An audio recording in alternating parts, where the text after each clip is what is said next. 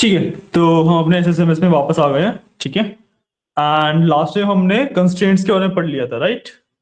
Constraints and keys क्या होती हैं, प्राइमरी की, फॉरेन की, और डिफॉल्ट, चेक, देन आपके यूनिक एंड नॉट नल। ये छह कंस्ट्रेंट्स के हमने पढ़ लिया था, है ना। देन आपके अब बचते हैं ऑल्टर कमांड, है ना। Just a second. हाँ, तो डीडीएल का आपको जो लास्ट पार्ट बचता है, that is your alter command. ठीक है, ऑल्टर कमांड से what you can do is कि ऑल्टर कमांड से आप टेबल का स्ट्रक्चर वगैरह चेंज कर सकते हो, कॉलम्स ड्रॉप कर सकते हो, कॉलम्स ऐड कर सकते हो। ठीक है, उसका डेटा टाइप चेंज कर सकते हो, काफी कुछ कर सकते हो। ठीक है, सो तीन कमांड का कॉम्बिनेशन होता है ये। ठीक है, इसमें हम तीन कमांड पढ़ते हैं। ठीक है, so the first command is alter, drop, add. Add add ADD add. ठीक है, तीन कमांड्स हैं जिनका कॉम्बिनेशन हम सीखेंगे। ठीक है, so let's open a new query. Sorry,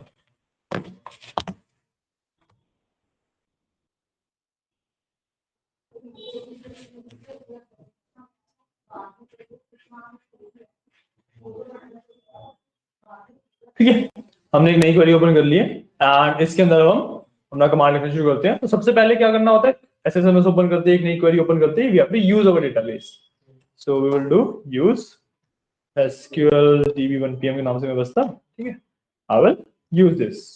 ठीक है, एंड अब इसके अंदर ना एक बार सेलेक्ट कमांड रन करता हूँ। सेलेक्ट स्टार फ्रॉम, हाँ हाँ, यूज को रन करो। ठीक है, सेलेक्ट स्टार फ्रॉम, हमारे टेबल का नाम क्या था, क्या था हमारे टेबल का नाम, नहीं जो अभी हमने क्रिएट किया था कल वाला, लिब डेटा था उसका नाम ना। तो फिर भी मैं लेट मी चेक,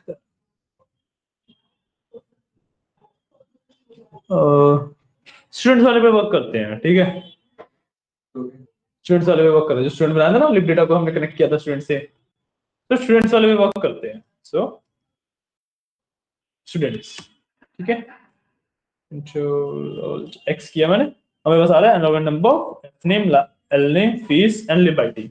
लिब आईडी जिसमें से मेरी फॉरेन की थी, एंड एनरोलमेंट नंबर मेरा प्राइमरी की थी। तो ठीक आपने है, जो तीन प्रोसेसिंग बताए थे, ऑल्टर वगैरह, उसको वापस से बता दो। सॉरी, आपने तीन कीवर्ड की ऑल्टर, ऐड, क्या क्या थे? अच्छा, ऑल्टर, ड्रॉप एंड ऐड। ठीक है, ठीक है, alter, drop and add. Okay, तो सबसे पहले सीखते हैं। लेट्स से मेरे को एक इसमें ना नया कॉलम डालना है ऑफ ईमेल आईडी। ठीक है, so what I will do is alter table, अब देंगे हम टेबल का नाम विच इज स्टूडेंट्स।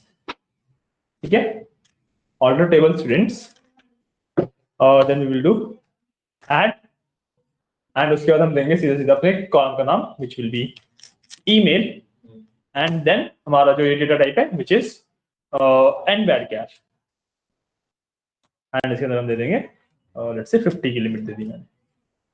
ठीक है, टेबल स्टूडेंट्स ऐड, फिर हमने कॉलम का डिस्क्रिप्शन दे दिया। ठीक है, I will select this, run this, command complete successfully, and then मैं इस वाले कमांड को दोबारा करता हूँ।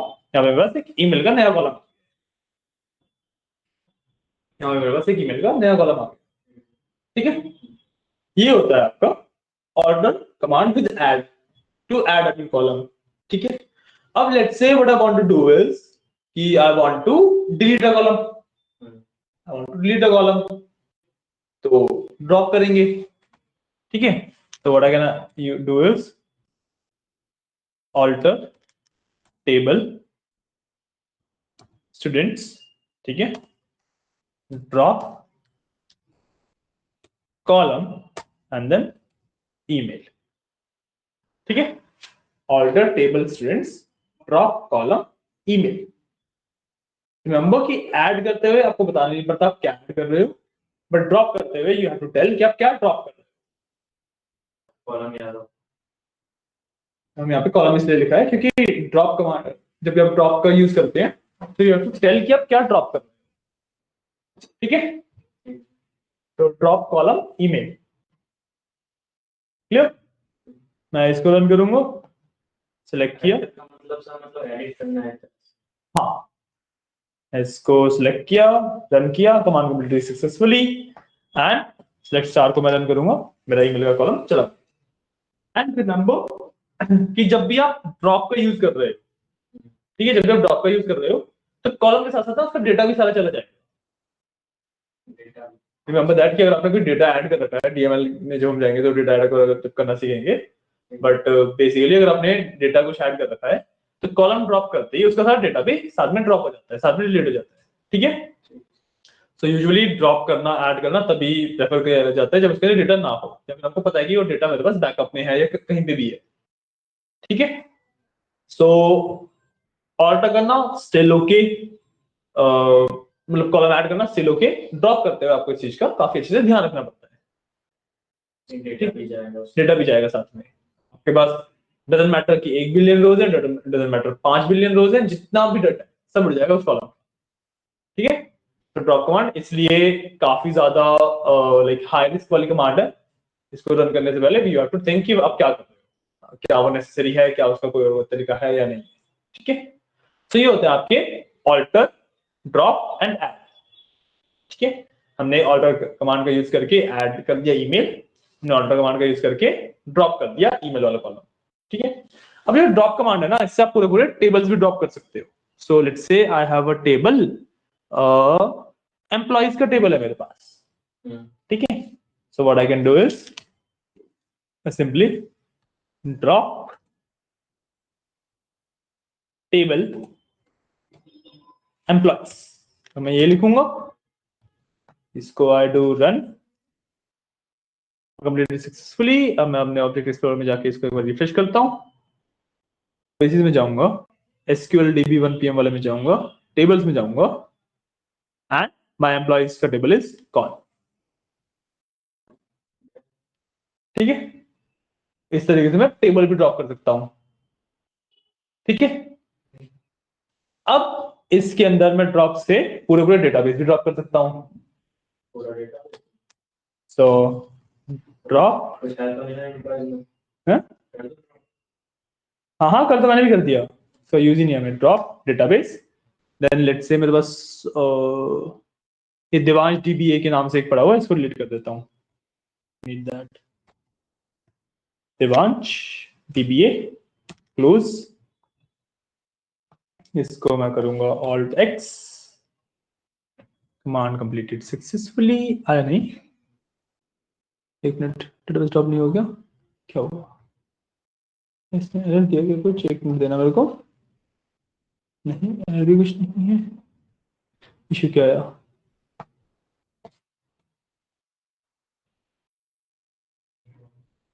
मैं देवांश, देवांश भी यूज में है,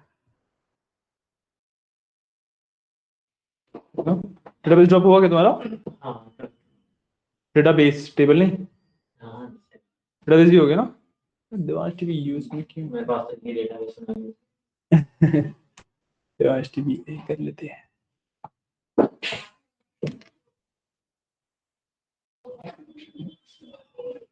ये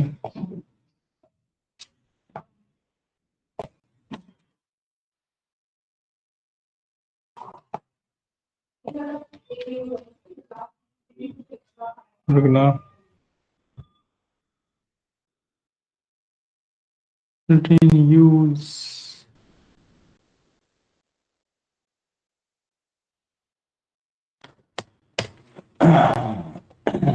यूज, अगर मैं अपना एसक्यूएल वाले को कर लूं,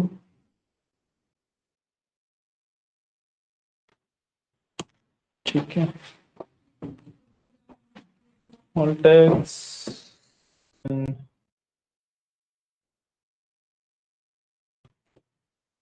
हाँ अब हो गया, ठीक है। अगर मैं इसको रिफ्रेश करूंगा, हाँ मैं डिवाइस टीबीए के नाम से जो डेटाबेस था वो डिलीट हो गया। वो कभी कभी इश्यूज देता है तो वो थोड़ा देखना पड़ता है इसको, एसएसएमएस को, बट बेसिकली कमांड है इसकी ड्रॉप डेटाबेस डिवाइस टीबीए, सो इससे आपका डेटाबेस भी ड्रॉप हो जाता है। जो ड्रॉप कमांड है उससे आप कुछ भी ड्रॉप कर सकते हो, ठीक है।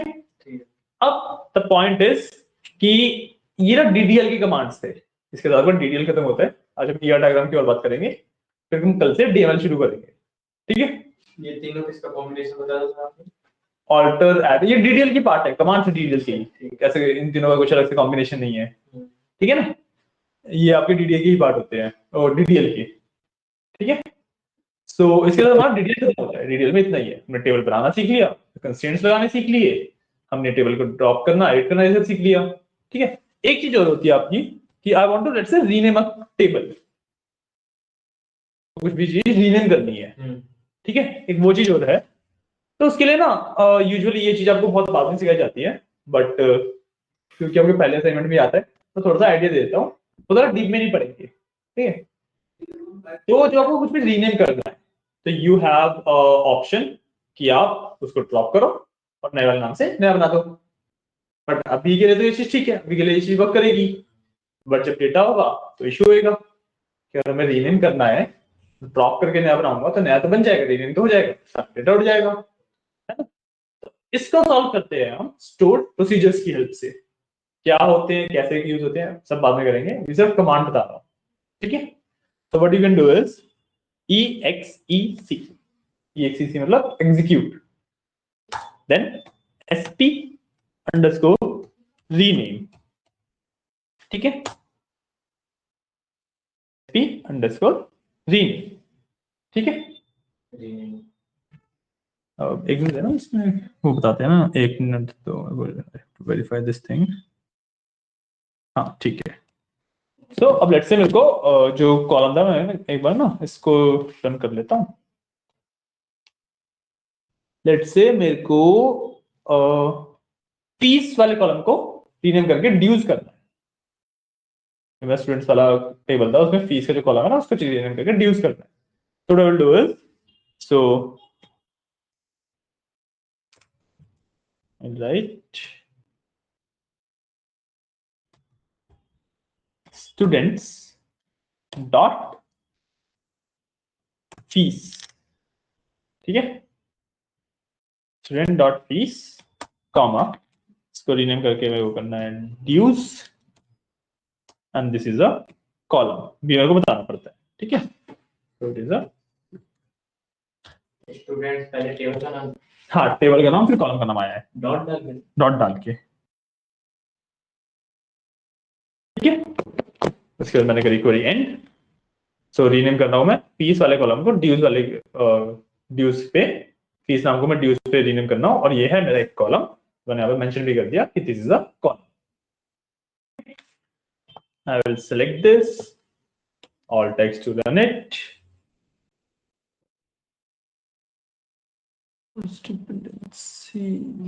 फीस हमारा कहीं पे डिपेंड कर रहा है क्या?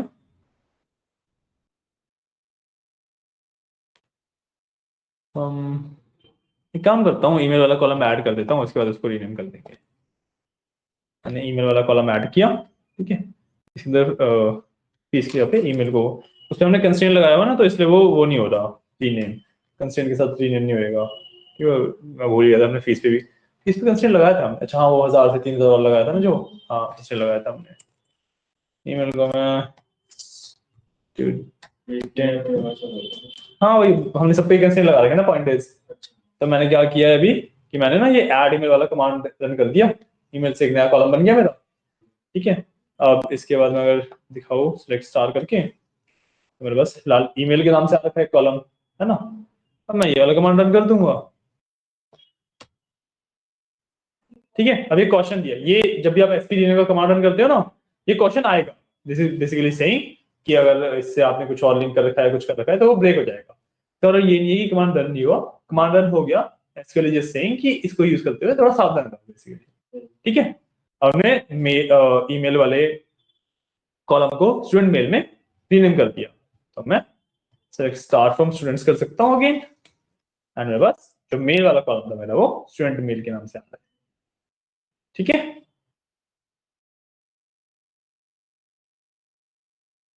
सर थोड़ा सा डाउट है, पूछो पूछो। एक तो सर जो आपने यहाँ पे ड्रॉप लगाए वो ड्रॉप लगा के आपने पी रहा, यहाँ पे आपने हाँ ये ड्रॉप लिखा है एम्प्लॉयज, तो डेटाबेस में कॉलम होगा ना, तो हम लोग वहाँ पे ड्रॉप कॉलम ही नहीं लिखेंगे एम्प्लॉयज से पहले? नहीं नहीं, employees is not a column, employees में बस एक टेबल का नाम क्रिएटेड था। अच्छा, टेबल है एम्प्लॉयज, ओके हाँ जी हाँ जी। ठीक है, ओके सर। ठीक है, जब आपको कॉलम ड्रॉप करना होता है तो आप ऑल्टर टेबल के साथ ड्रॉप का यूज करते हो, और आपको टेबल ड्रॉप करना है आप डायरेक्टली टेबल और डेटाबेस के आप डायरेक्टली यूज कर सकते हो ड्रॉप को। ठीक है, ओके। ये कॉलम आप डायरेक्टली ड्रॉप ही नहीं कर सकते। मैं ड्रॉप कॉलम सम कॉलम का नाम लिख दूंगा तो डायरेक्टली ड्रॉप भी नहीं होगा। You have to do that with alter table. और ठीक है सर। ठीक है ना? क्या यस। नहीं वो ये जो स्टूडेंट्स में ईमेल चेंज किया, क्या दे रहा है? इसमें दे रहा है वैसे लेवल 16 स्टेट 62 लाइंस नीचे मैं बताता हूँ could not find stored procedure XP rename। Spelling सही लिखी है। रीनेम के आगे मैंने वो नहीं लगाया, मैंने लगा दिया एक्स्ट्रा। एक मिनट। हाँ, स्पेलिंग का इशू है कि वो बता रहा है कि ऐसा कोई प्रोसीजर है ही नहीं। हो गया? ठीक है। तो इस पे हमारे जो कमांड्स होते हैं वो वाला पार्ट खत्म होता है जो हम ऐसे समझते हैं। ये अभी हमारा बिल्कुल नया बैच एक्सेल से कौन सा है बच्चे? मैम एक्सेल से कोई नया बैच बिल्कुल तो है नहीं, थोड़ा सा उन्होंने कर लिया है। अब जैसे नए बच्चे हैं उनको कितने बच्चे थे? um, उनको थोड़ा सा कवर अप करवा के फिर उस मर्ज कर लेवल पे देंगे। हाँ सो अभी मैं उनको ना 11 से 10 से 11 का टाइम दे दो, आ हाँ जाएंगे ना? हाँ 10 से 11 टाइम दे दो, फिर कहते हो कि तो इस हफ्ते एंड अगले हफ्ते जो थ्रू क्लास होंगी फिर आपको बैच में मर्ज कर देंगे इसलिए। कौन सा टाइम? वो रहेगा ये वाला 12 से 1।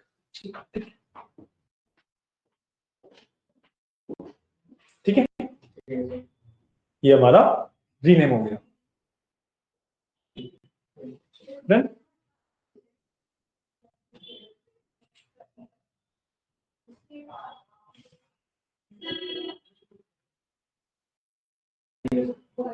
Done?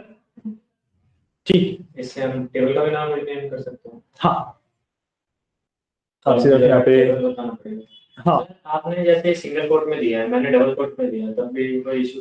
नहीं, कोई इशू नहीं है, बट डिफरेंस तब आता है जब ना कई जगह पे आपको सिंगल कोट में ही देना पड़ेगा, कई जगह पे डबल कोट में ही देना पड़ेगा। यूजुअली देखो, सिंगल कोट और डबल कोट आप इंटरचेंजेबली यूज कर सकते हो। इनको कब आप इंटरचेंजेबली यूज नहीं कर पाओगे, जब आपको ना कहीं पे अपॉस्ट्रोफी लगा। अपॉस्ट्रोफी पता है, स्टूडेंट्स,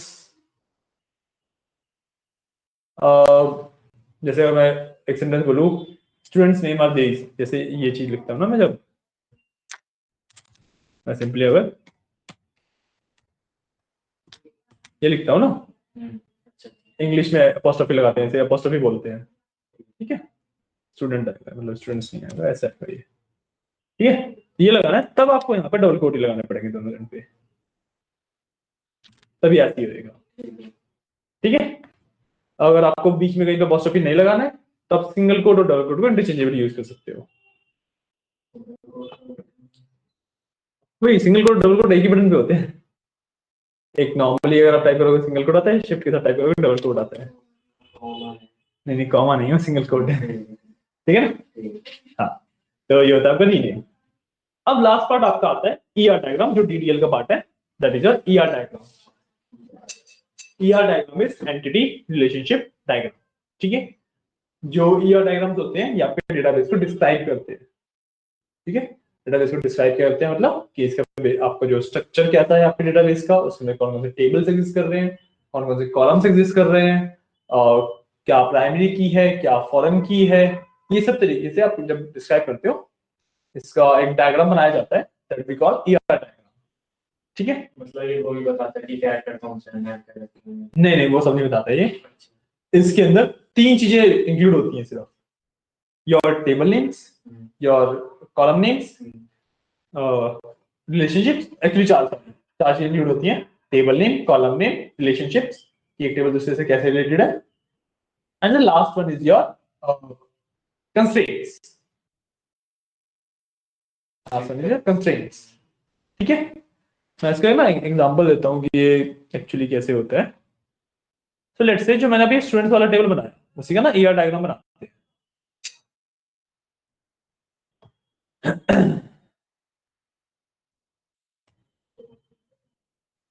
ठीक है, इसी का एक ईआर डायग्राम बनाते हैं। तो हमारे पास सबसे पहले 2 टेबल्स थे, है ना? टेबल्स को when we are making an ER diagram we call them entities. ठीक है, टेबल्स आर योर एंटिटीज, ठीक है। और जो एंटिटीज होती हैं वो रहती हैं हमेशा रेक्टेंगल के अंदर। सो मेरे पास एक था स्टूडेंट्स के नाम से टेबल,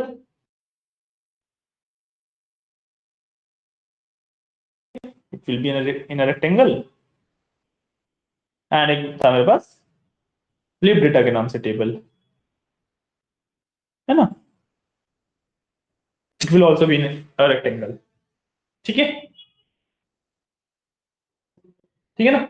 अब ये दोनों आपस में कैसे रिलेटेड है, लाइब्रेरी आईडी से, लिब आईडी से, है ना। अब रिलेशन देखते हैं, रिलेशन का पता है आपको, रिलेशन बता दो पहले क्या होते हैं। रिश्ता, बिल्कुल। अब ये ना आपस में रिलेटेड है, रिलेटेड किससे, लाइब्रेरी आईडी से। जो रिलेशन होते हैं ना चार टाइप के होते हैं, 1 to 1, 1 to many, many to 1 and many to many, ठीक है। पहले ना इन्हीं की बात कर लेते हैं। तो इनको हम लिखते हैं ऐसे, this is 1 to 1, 1 to many, many to 1 and simple ये लगा के many to many बोलते हैं ऐसे, मतलब दोनों साइड स्टार नहीं लगाते many to many में, सिंपली कोड से हम many to many। हाँ, सेकंड और थर्ड वाले में बहुत बड़ा डिफरेंस है। एक का रिलेशन मैनी के साथ, मैनी का रिलेशन एक के साथ, सबका समझा दो, एक ही चीज समझाऊंगा, ठीक है। अब जैसे अगर मैं बात करूं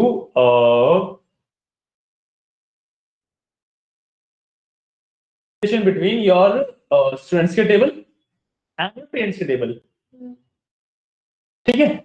जैसे स्टूडेंट का और फादर नेम का, फादर के लिए एक टेबल बनाया हुआ हमने, तो एक स्टूडेंट का एक फादर होगा, राइट। सो 1 to 1, ठीक है। अगर मैं स्टूडेंट्स और पेरेंट्स की बात करूं तो एक स्टूडेंट के 2 पेरेंट होंगे, मतलब मैनी में आ गया, गार्डियन को अगर मैं इंक्लूड कर लूं तो 3 हो गए, तो 1 to many का एग्जांपल, ठीक है। अब मैं बात करता हूं लेट्स से सब्जेक्ट्स की, तो मल्टीपल सब्जेक्ट्स एक स्टूडेंट पढ़ सकता है, मल्टीपल सब्जेक्ट्स एक स्टूडेंट पढ़ सकता है, many to 1, ठीक है। और मल्टीपल सब्जेक्ट्स मल्टीपल स्टूडेंट भी पढ़ सकते हैं, है ना, तो many to many भी है। इसको एक एग्जांपल से और समझाते हैं। और मेरे पास सुपर स्टोर का एग्जांपल है, जैसे सुपर स्टोर का डेटा हमने इंपोर्ट किया था ना, या चॉकलेट्स का किया था आपके चॉकलेट्स का किया था, बेसिकली एक सुपर स्टोर का एग्जांपल लेते हैं, ठीक है। उसके अंदर सबसे पहले तो एक कस्टमर की एक ही कस्टमर आईडी होगी, 1 to 1, हर एक कस्टमर को एक ही कस्टमर आईडी मिलेगी, 1 to 1, ठीक है। एक कस्टमर मल्टीपल प्रोडक्ट्स को ऑर्डर कर सकता है, 1 to many, ठीक है। मल्टीपल ऑर्डर्स एक कस्टमर के नाम पे बन सकते हैं, मल्टीपल ऑर्डर्स एक कस्टमर के नाम पे बन सकते हैं, many to 1, ठीक है। और मल्टीपल प्रोडक्ट्स मल्टीपल ऑर्डर्स में जा सकते हैं, मतलब लेट्स से मेरे पास 5 प्रोडक्ट हैं, अब कोई भी बंदा कुछ भी ऑर्डर कर सकता है ना उन 5 में से, राइट। तो many to many हो गया। ये 4 तरीके के हमारे पास बेसिकली रिलेशनशिप होते हैं, ठीक है। इनको रिप्रेजेंट कैसे किया जाता है, बाय अ लाइन, और 1 to 1 है तो यू राइट 1 to 1, ठीक है। 1 to many है, so again 1 to many, many to 1 and many to many, मतलब many to many में हम स्टार्स लगाते नहीं है, ठीक है।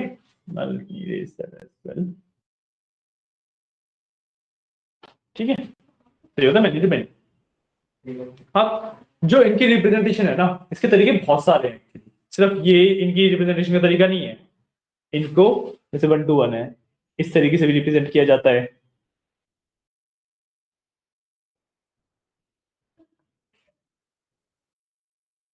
तरीके से रिप्रेजेंट किया जाता है इन्हें, ठीक है। अब इनको इस तरीके से रिप्रेजेंट किया जाता है,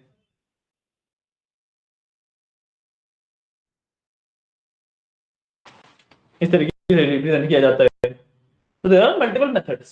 अब ये जो मेथड कौन सी कंपनी कैसे यूज कर रही है, वो जो कंपनी में जाते हैं तभी पता लगता है आपको।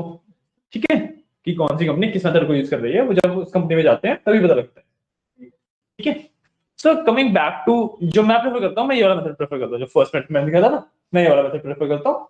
सो coming back to our relationship students और लिप डेटा की अगर मैं बात करूं, सो एक स्टूडेंट के पास एक ही लाइब्रेरी आईडी हो सकती है, लाइब्रेरी आईडी के बाद ये स्टूडेंट हो सकता है ना।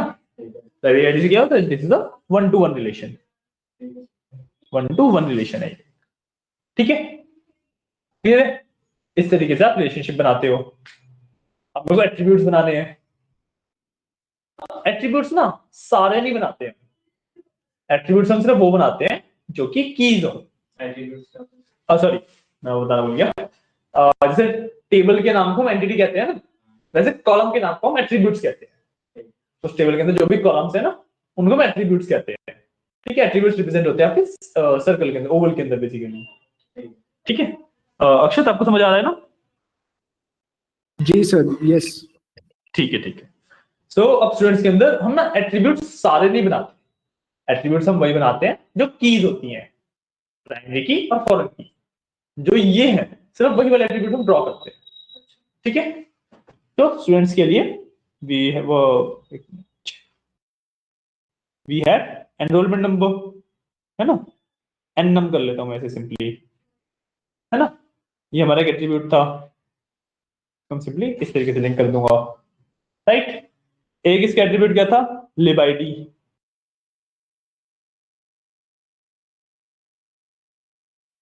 अब मैं यही तो बनाऊंगा, यही दो क्यों बनाए, स्टूडेंट एन नम मतलब जो एनरोलमेंट नंबर है वो प्राइमरी की है, प्राइमरी की को रिप्रेजेंट करने के लिए वी जस्ट अंडरलाइन दिस। ठीक है, लिब आईडी क्यों लिखा है, लिब आईडी इज अ फॉरेन की, लिब आईडी इज अ फॉरेन की। ठीक है, फॉरेन की और प्राइमरी की जब भी हम एट्रीब्यूट्स ड्रॉ कर रहे हैं तो हम कीज ही ड्रॉ करते हैं।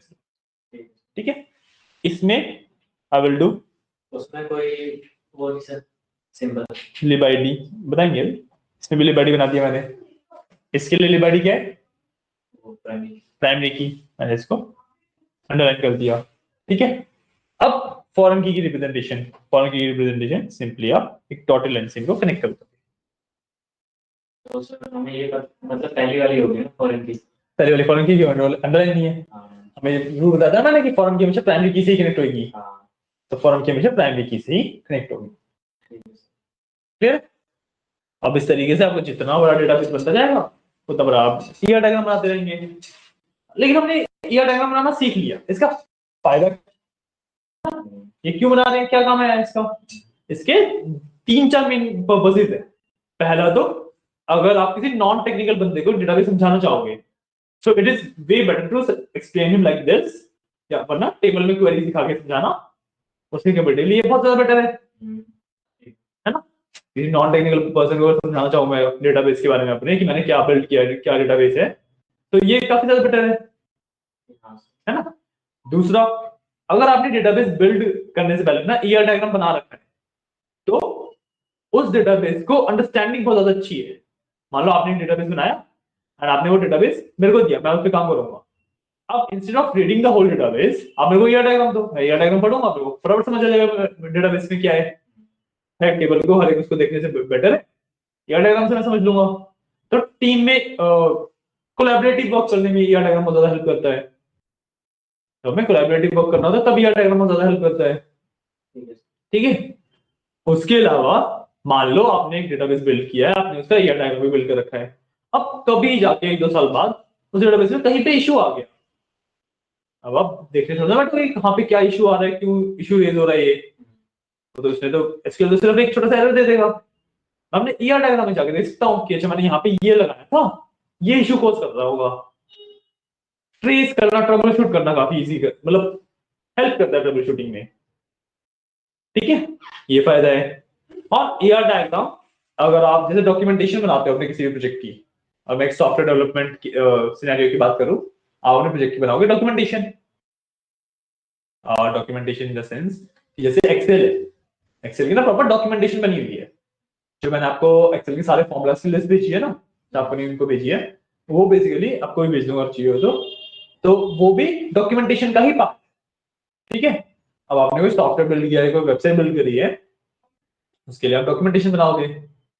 डॉक्यूमेंटेशन में पूरे पूरे डेटाबेस को एक्सप्लेन करने का सबसे बेस्ट तरीका है ईआर डायग्राम ड्रॉ करके डाल दो आप, ठीक है। ये होते हैं आपके ईआर डायग्राम्स।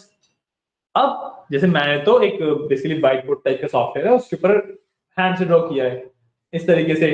तो अगर आपको पेन पेपर पे ड्रॉ करना है या फिर ऐसे व्हाइट बोर्ड पे भी ड्रॉ करना है तो आप इस तरीके से ड्रॉ कर सकते हो। वो ना सिंपली जो आपका सॉफ्टवेयर है that is getting used to draw ER diagrams, ये एक वेबसाइट भी कह लो, वेबसाइट भी है, इसका सॉफ्टवेयर डाउनलोड करना चाहोगे सॉफ्टवेयर भी डाउनलोड हो जाता है। सो it is called draw.io, draw.io, ठीक है। It will take a little bit to open up, but हाँ। अब मैं जनरल बंद कर दूंगा, जनरल में मेरे को नहीं चाहिए। ये रहा मेरा एंटिटी रिलेशनशिप, एंटिटी रिलेशन, मैं ओपन करूंगा, I have all my entities and everything, ठीक है। ठीक है, इसके अंदर मतलब और भी बहुत सारी चीजें हैं। वो अब जैसे आप ईआर डायग्राम के अंदर जाते हो, वीक एंटिटीज, स्ट्रॉन्ग एंटिटीज, बहुत कुछ आता है, कैंडिडेट की वगैरह बहुत कुछ आता है। तो उतना डीप में भी हम जा नहीं रहे हैं, वो इवेंचुअली करते करते सीखें, ठीक है। जो 3 मेन कंपोनेंट होते हैं ईआर डायग्राम के, वो ये रहे, 4 sorry, entities, attributes, relations, constraints. Constraints क्या की मतलब, ठीक है। सो मैं ड्रॉ डायग्राम में दिखाऊं, so here is my entities, these are my entity, this is my attribute, इसको I can connect with this ऐसे, and then तो यहाँ पे बाउंडेड एंटिटीज की भी अलग अलग वो है, ठीक है, वीक एंटिटी वगैरह है। एट्रीब्यूट के भी की एट्रीब्यूट, ये मतलब की एट्रीब्यूट, मैंने भी पहले भी की एट्रीब्यूट डाला था शायद से, ये वीक की एट्रीब्यूट डाला था, ये नहीं, मैं डिलीट करूंगा। ये रहा मेरा की एट्रीब्यूट, इस लाइन को भी आई विल डिलीट।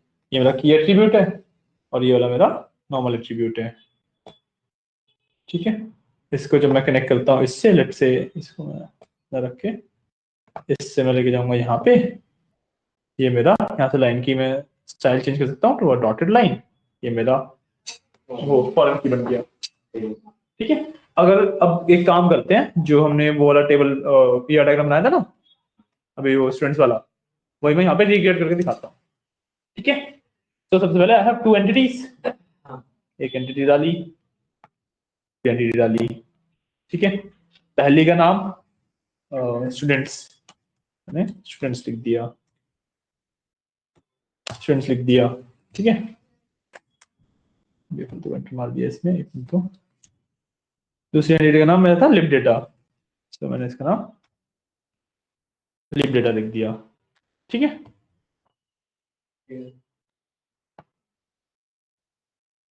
अभी आपस में कैसे कनेक्टेड है, इनका 1 to 1 का रिलेशन है। सो मैं स्टार्टिंग और एंडिंग के यहाँ पे पॉइंट्स आते हैं, ठीक है। ये लाइन के पॉइंट्स कैसे होने चाहिए, अरे अच्छा,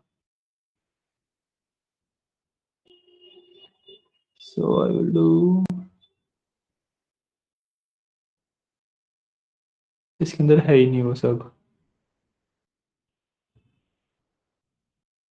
यहाँ पे मिल जाएगा मोस्ट प्रोबेबली मेरे को।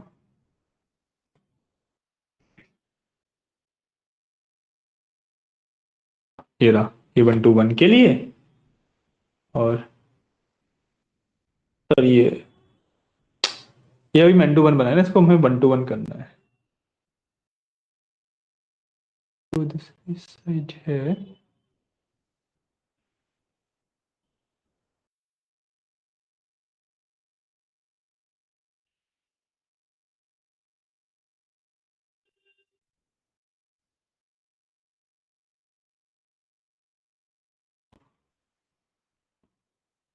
और इसी को आई विल रीड्रैग हियर, ठीक है। अब हाँ अच्छा ऐसे होगा, ठीक है, अब कलम बहुत पुरानी हो गई।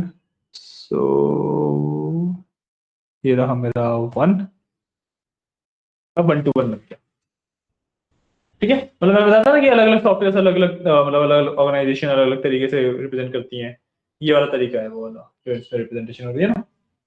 मतलब हर एक पॉइंट पे लाइन डाल के, आपको नहीं समझ आ रहा तो ये देखो, ठीक है ना, 1 to 1 बना दिया मैंने। मैं एट्रीब्यूट डाल लेता हूँ, तो एट्रीब्यूट मेरे पास उसके डालेंगे 2 एट्रीब्यूट, enum और libid।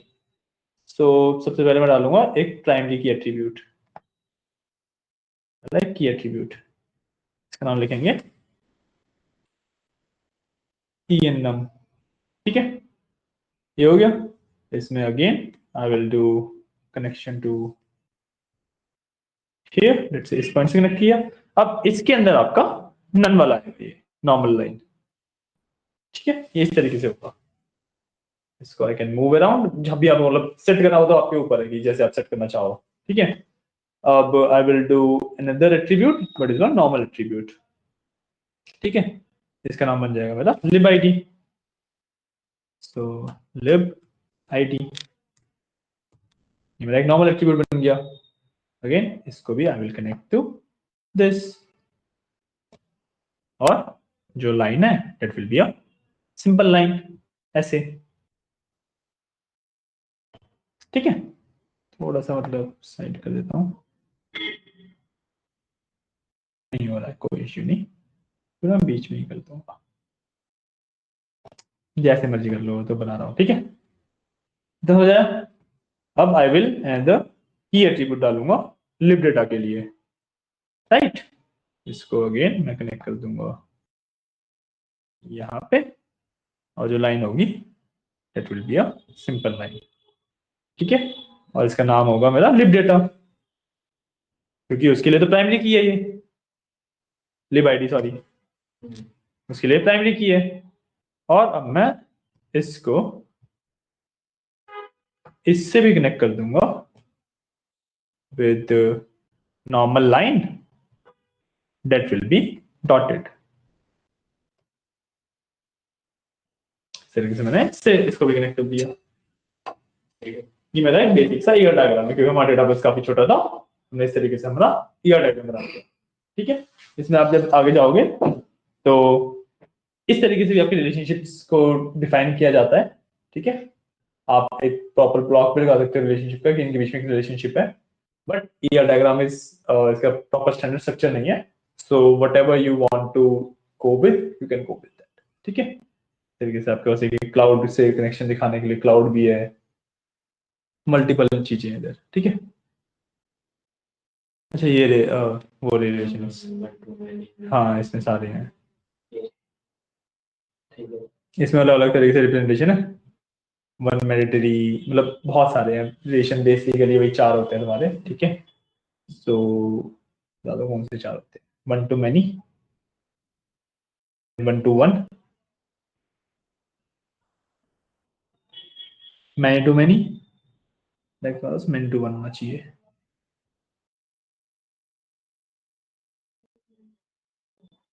many to many कहाँ गया, नहीं ये many optional to many monetary है, नॉर्मल many to many होना चाहिए यहीं पे, है ना।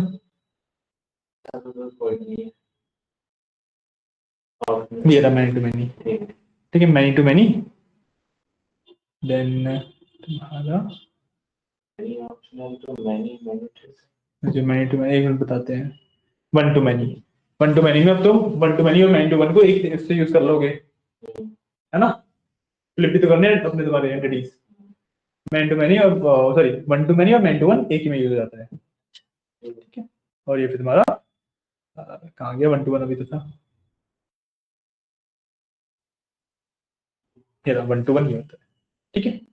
अब इसके अंदर जो बाकी आ रहे हैं वो भी देख लेते हैं। 0 to many ऑप्शनल, ये मतलब यहाँ पे कोई भी डेटा नहीं है, वहां पे मल्टीपल डेटा हो सकते, ऑप्शनल, ठीक है। इधर 1 to many तो हमें बताइए 1 मैंडेटरी, कि यहाँ पे एक मैंडेटरी होगा, यहाँ से जो रिलेशन बन रहा है वहां तक का, उधर रिलेशन मैंडेटरी है कि वहां पे एक ना एक उसकी एंट्री एग्जिस्ट करनी चाहिए, ठीक है। देन 1 की वहां पे एक ही एग्जिस्ट कर रहा है, इधर कुछ भी नहीं है, बेफालतू रिलेशन है ये, एक्चुअली एग्जिस्ट करते नहीं है कहीं पे भी, ठीक है। जैसे तुम पावर बीआई वगैरह में जाओगे ना, वहां पे इनके प्रॉपर ऑप्शंस होते हैं, वहां पे दिखाता ही नहीं है बाकी ऑप्शंस, मैं तुम्हें दिखाऊं ना, थोड़ा सा आइडिया दे रहा हूँ पावर बीआई उसके, बहुत ज़्यादा नहीं यूज रहे, सिर्फ आइडिया दे रहा हूँ, ठीक है। So let me do one thing, इससे मैंने ये बनाया था एक,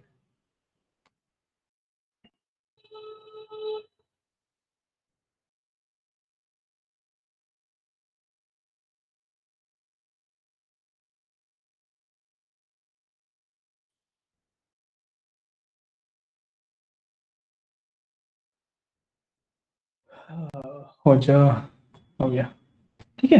इसके अंदर देखो, और मैं लेट से कुछ भी जोड़ता हूँ, ये वाला जो मेरा रिलेशन है, ये वाला रिलेशन, ठीक है, इसको आई वांट टू एडिट, तो प्रॉपर्टीज में गया, देखो ये मेरा कार्डिनैलिटी आ गई, कार्डिनैलिटी बेसिकली रिलेशन, ठीक है। चाहे दिखा रहा है many to one, one to many, one to one, one to many, many to many, चाहे दिखा रहा है। पावर बीआई में बाकी ऑप्शन नहीं देता, वो बेफालतू के ऑप्शन है उधर, ठीक है ना।